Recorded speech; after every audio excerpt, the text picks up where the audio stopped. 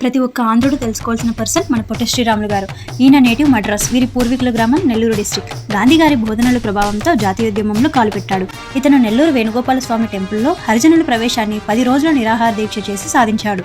రాష్ట్రంలోని అన్ని టెంపుల్స్ లో హరిజనుల ప్రవేశానికి చట్టం తేవాలని కోరుతూ అదే సంవత్సరం 19 డేస్ ఉపవాసం చేశాడు.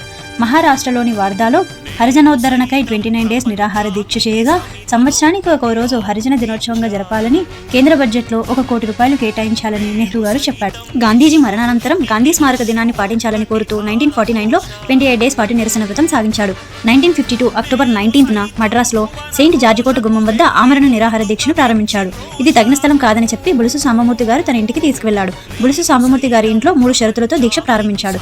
కానీ 58 రోజుల అనంతరం 1952 డిసెంబర్ 15న మరణించాడు. పొట్టి శ్రీరాములు వంటి నిస్వార్థ దేశభక్తులు 10-12 మంది నా వెంట ఉంటే స్వరాజ్యాన్ని ఏనాడో సాధించేవాడినని గాంధీ గారే ఆయనను మెచ్చుకున్నారు. శ్రీరాములు మరణంతో ఆంధ్ర రాష్ట్రం మట్టడికి పోగా అనకాపల్లిలో జరిగిన పోలీస్ కాల్పులలో 7 మరణించగా తీవ్రతను గమనించిన నెహ్రూ గారు మద్రాస్ నగరం మినహా ఆంధ్ర రాష్ట్రం ఇవ్వబడనని 1952 డిసెంబర్ 19న పార్లమెంటులో ప్రకటన చేశాడు.